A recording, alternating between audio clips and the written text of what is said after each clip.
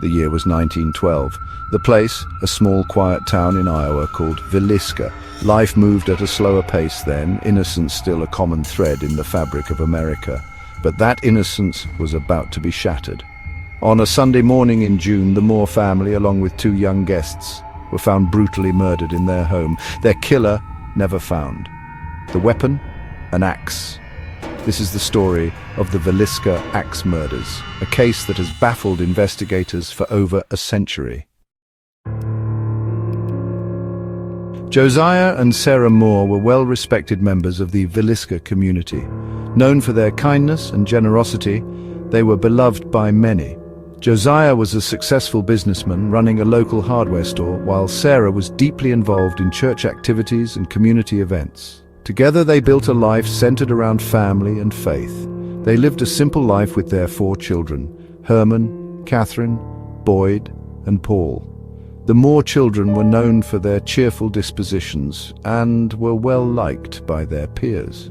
The family often spent their evenings together, sharing stories and laughter, creating a warm and loving home environment. On that fateful night, the Moore children had invited 2 friends, Lena and Ina Stillinger, to spend the night. The Stillinger sisters were close friends of the Moore children, and sleepovers were a common occurrence filled with fun and excitement. The children spent the evening playing games, telling stories, and enjoying each other's company. What began as a joyous occasion filled with laughter and childhood games would end in unimaginable horror. The house, once filled with the sounds of joy and innocence, would soon be shrouded in a silence so profound it would echo through the annals of history. The 8 victims, all bludgeoned in their sleep, became forever frozen in time, a chilling tableau of a crime too heinous to comprehend. The brutality of the murders left the community in shock and disbelief, struggling to understand how such a tragedy could occur in their peaceful town. The crime scene was horrific. Bloodstains marked the walls and floors, and the sheer violence of the act was evident in every room. The once cozy home had been transformed into a nightmarish scene, a stark contrast to the warmth and love that had once filled it. Every room seemed to whisper the same silent scream. The air was thick with a sense of dread, as if the very walls were mourning the loss of the innocent lives taken within them. The community was left to grapple with the haunting memories of that night, each detail etched into their collective consciousness. The killer, shrouded in the darkness of that night, moved with a chilling familiarity, taking lives with each swing of the axe. The identity of the murderer remained a mystery, adding to the fear and uncertainty that gripped the town. How could someone commit such an atrocity and vanish without a trace? The murder weapon left at the scene only deepened the mystery. The bloodied axe, a silent witness to the horror, became a symbol of the violence that had shattered the community. Investigators were baffled, and the lack of clear evidence made solving the case an arduous task. Who could have committed such an act, and why? These questions haunted the residents of Villisca as they struggled to find answers and make sense of the senseless. The search for the truth became a relentless pursuit, driven by a desire for justice and closure for the victims and their families. In the wake of the murders, Villisca became a town consumed by fear and suspicion. Everyone was a stranger. The once tight-knit community found itself unraveling at the seams as a trust eroded and paranoia took root. The streets, once filled with the laughter of children and the chatter of neighbors, now echoed with the whispers of dread and uncertainty. Every neighbor a potential suspect. Eyes peered through curtains, and conversations halted abruptly when someone new entered the room. The sense of camaraderie that had defined Villisca was replaced by a pervasive unease. People began to question the motives of those they had known for years, wondering if a hidden darkness lurked behind familiar faces. The investigation, hampered by the limited forensic technology of the time, struggled to find answers. Detectives worked tirelessly, sifting through scant evidence and relying heavily on witness testimonies, which were often contradictory and unreliable. The lack of modern forensic tools meant that many potential leads went cold, and the case grew colder with each passing day. Theories abounded, each more unsettling than the last. Some speculated about a deranged killer with a personal vendetta, while others whispered about dark rituals and supernatural forces. The local newspapers fueled the fire, publishing sensational headlines that only deepened the community's fear and confusion. Every new theory seemed to bring more questions than answers. Was it a family acquaintance seeking revenge? The idea that someone close to the victims could harbor such malevolence was both terrifying and plausible. Families began to scrutinize their own interactions, looking for any sign of hidden animosity or unresolved conflicts that could have led to such a horrific act. A transient laborer passing through town? The possibility that an outsider, someone with no ties to Villisca, could commit such a crime added another layer of fear. The town's proximity to the railroad made it a transient hub, and the idea that a stranger could come and go, leaving devastation in their wake, was a chilling thought. Or, as some whispered, something more sinister, something touched by madness. The notion of an unhinged mind, driven by forces beyond comprehension, haunted the townspeople. The eerie landscapes and shadowy figures that populated their nightmares seemed to take on a life of their own, as the line between reality and fear blurred. One name, however, emerged from the shadows.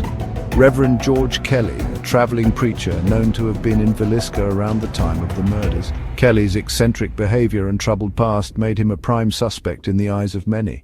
His presence in the town, coupled with his erratic actions, cast a long shadow over the investigation. Kelly, a man haunted by his own demons, became the focal point of the investigation. His strange sermons and unsettling demeanor only added to the suspicion. As the authorities delved deeper into his background, they uncovered a history of mental instability and disturbing behavior, which seemed to align with the profile of the killer they were seeking.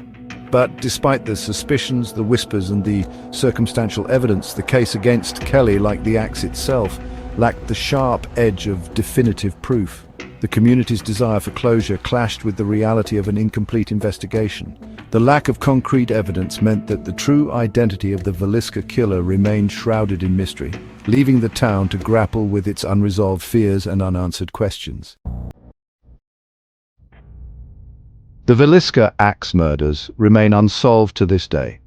On a quiet night in June 1912, the small town of Villisca, Iowa, was forever changed. 8 people, including 6 children, were brutally murdered in their beds. The crime shocked the nation and left a scar on the community that has never fully healed. The house, still standing, has become a macabre tourist destination, drawing visitors from all over the world. People come to see the place where such a horrific event took place, hoping to catch a glimpse of the past or perhaps feel a connection to the victims.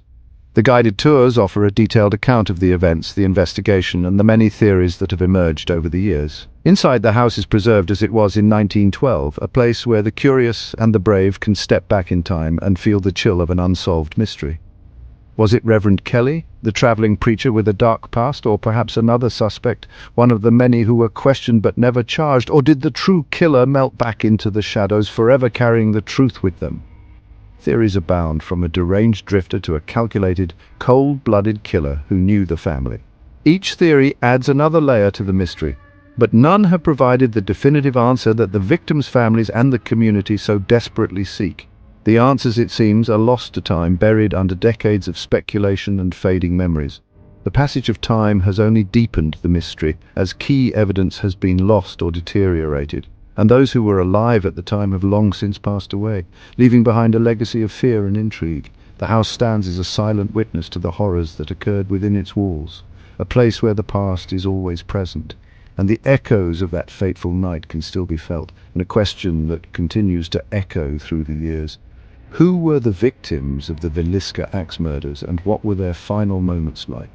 The victims, whose lives were so tragically cut short, are remembered through photographs and memorials, their stories told and retold by those who visit the house. Who were the victims of the Villisca Axe Murders, and what were their final moments like? The victims, whose lives were so tragically cut short, are remembered through photographs and memorials, their stories told and retold by those who visit the house. Or rather, who was the victim of the murderer? The identity of the killer remains a haunting question, one that continues to captivate and mystify. As long as the house stands, the mystery endures, a chilling reminder of a crime that has never been solved. The Villisca Axe Murders left an indelible mark on the town and its people. The house, now a museum, stands as a grim reminder of the past. Visitors report strange occurrences, attributing them to the restless spirits of the victims. The case has inspired countless books, documentaries, and even paranormal investigations. Yet despite the passage of time, the mystery remains unsolved, a haunting enigma that continues to captivate and terrify. The legacy of the Villisca Axe Murders endures, a chilling testament to the darkness that can lurk within the human soul. Do like, share, and subscribe for more stories like this.